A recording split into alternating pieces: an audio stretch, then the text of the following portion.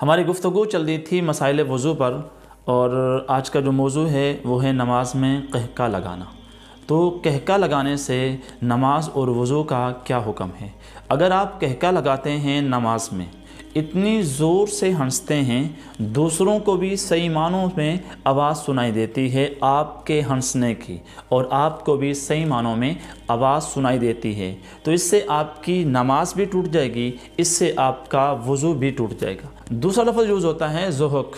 تو ضحک یہ ہے کہ آپ اتنی زور سے ہنسے، اس ہنسنے کی آواز آپ کو خود تو آئی لیکن دوسروں تک وہ ہنسنے کی آواز نہیں گئی، اس سے آپ کی نماز تو ٹوٹ جاتی ہے لیکن آپ کا وضو نہیں ٹوٹتا۔ ٹھیک ہے۔ تیسری صورت ہے تبسم۔ تبسم کہتے ہیں مسکرانا۔ آپ ایسے مسکرائے جس مسکرانے کی آواز دوسروں کو بھی نہیں گئی اور بذات خود آپ کو بھی آواز نہیں آئی، تو اس سے آپ کا وضو بھی نہیں ٹوٹتا، آپ کی نماز بھی نہیں ٹوٹتی۔ تو خلاصہ کلام یہ ہے کہ قہقہ لگانے سے نماز بھی ٹوٹ جاتی ہے، وضو بھی ٹوٹ جاتا ہے، اور ضحک کرنے سے نماز تو ٹوٹ جاتی ہے لیکن وضو نہیں ٹوٹتا، اور تبسم مسکرانے سے نہ نماز ٹوٹتی ہے اور نہ وضو ٹوٹتا ہے۔ یہاں ایک چھوٹا سا سوال ہوتا ہے کہ ریح ہوا کے خارج ہونے سے وضو کیوں ٹوٹ جاتا ہے؟ تو بھائی حدیث سے ثابت ہے، یہ ناقض وضو میں سے ہے۔ وہ جو ہوا خارج ہوئی ہے وہ آواز کے ساتھ ہو یا بغیر آواز کے ساتھ ہو، آپ کا وضو ختم ہو جائے گا، اور جب وضو ختم ہو جائے گا آپ نماز میں، تو نماز بطریق اولا ختم ہو جائے گی۔ اسی کے ساتھ ایک اور سوال ہے کہ پیٹ میں قرار ہونا یا ریح کو روک لینا، ہوا کو روک لینا، تو اس سے نماز پر کیا اثر پڑتا ہے؟ دیکھیں، اگر آپ وضو میں ہیں تو وضو میں اپنی ہوا کو روک لیا تو اس سے آپ کا وضو صحیح رہے گا، وضو نہیں ٹوٹے گا۔ اگر آپ نماز میں ہیں تو نماز بھی آپ کی ہو جائے گی، آپ جب ہوا نکلے گی تو آپ کا وضو بھی ٹوٹے گا اور نماز بھی ٹوٹے گی۔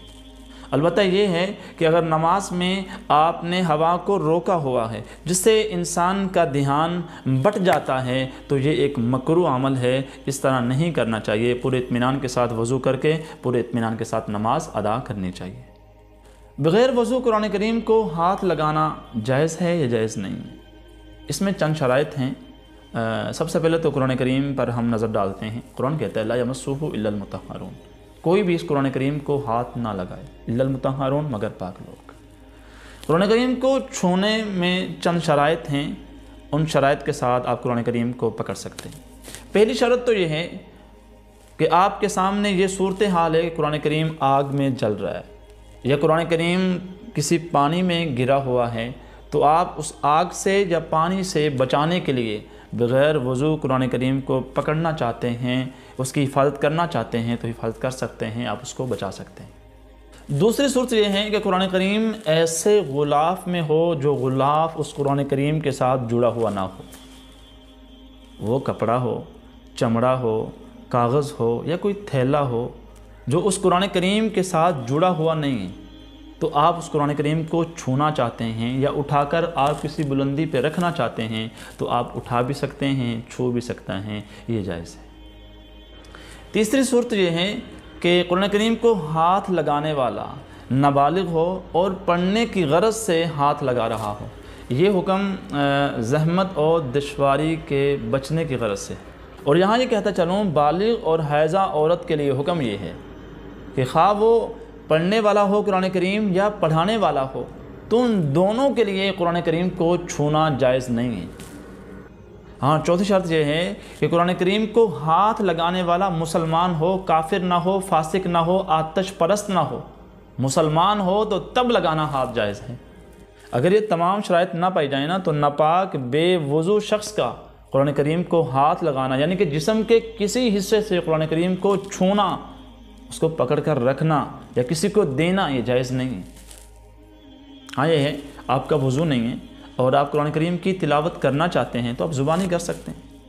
زبانی قرآن کریم کی تلاوت بے وضو ہو سکتی ہے، آپ کو ثواب مل سکتا ہے۔ اور دوسری وجہ یہ بتا رہا ہوں کہ جس شخص کو غسل کی حاجت ہو، یعنی کہ جنابت غسل اس پر ضروری ہو، غسل واجب ہو تو اس کے لیے قرآن کریم کی تلاوت کرنا، یا جو حائضہ عورت ہے اس کے لیے قرآن کریم کی تلاوت کرنا یہ حرام ہے۔ اس لیے قرآن کریم کی تلاوت کرنا جس پر غسل واجب ہے اس کے لیے، اور جو حائضہ عورت ہے اس کے لیے قرآن کریم کی تلاوت کرنا حرام ہے۔ اسی طرح تفسیر کا حکم ہے، تفسیر کو آپ ہاتھ لگا سکتے ہیں لیکن ہاتھ لگانا یہ مکروہ ہے۔ اس کے علاوہ جو دوسری کتابیں ہیں، فقہ ہیں، حدیث ہے، ان کو آپ ہاتھ لگا بھی سکتے ہیں، پڑھ بھی سکتے ہیں۔ یہ ایسے امور ہیں جن میں اجازت دی گئی ہے۔ یہ حکم بھی یاد رکھیں کہ قرآن کریم کھلا ہوا ہے اور عربی لکھی ہوئی ہے۔ عربی کے اوپر جو صفحے کا اوپر خالی جگہ ہوتی ہے نا، اس خالی جگہ کو، صاف جگہ کو، جہاں پر قرآن کریم کی آیت نہیں لکھی ہوئی، اس کو ہاتھ لگانا کیسا ہے؟ تو ان کو بھی ہاتھ لگانا جائز نہیں، بلکہ یہ بھی کہا گیا ہے کہ اس قرآن کریم کے ساتھ جو گتا ہے اسے بھی ہاتھ لگانا جائز نہیں ہے۔ اسی طرح ایک سوال ہے کہ جو اخبار ہے، تو اخبار کے اوپر اگر قرآن کریم کی آیت لکھی ہوئی تو اخبار پڑھنا جائز ہے جائز نہیں؟ بالکل اخبار پڑھنا جائز ہے، بلکہ یہ ہے کہ قرآن کریم کی آیت اخبار کے جس حصے میں لکھی ہوئی ہو اس حصے کو پکڑنا گناہ ہے، منع ہے۔ تو دوسری جگہ کو پکڑ سکتے ہیں، پکڑنا جائز ہے۔ اسی طرح تفسیر میں اردو زیادہ لکھی ہوتی ہے، یعنی غیر قرآن زیادہ ہوتا ہے تو اس کو ہاتھ لگانا جائز ہے، اس میں کوئی کراہت نہیں ہے، لیکن جہاں پر قرآن کریم کی آیت لکھی ہو اس جگہ سے پکڑنا منع کیا گیا ہے۔ اور اس کے علاوہ حدیث کی کتابیں ہیں، فقہ کتابیں ہیں، اس کو بغیر وضو کے آپ چھو سکتے ہیں، پکڑ سکتے ہیں۔ تو یہ وضو کے چھوٹے چھوٹے مسائل ہیں، اللہ تعالیٰ ان کو ہمیں سیکھ کر ہمیں اپنی عملی زندگی میں لانے والا بنائے۔ وما علینا الا البلاغ۔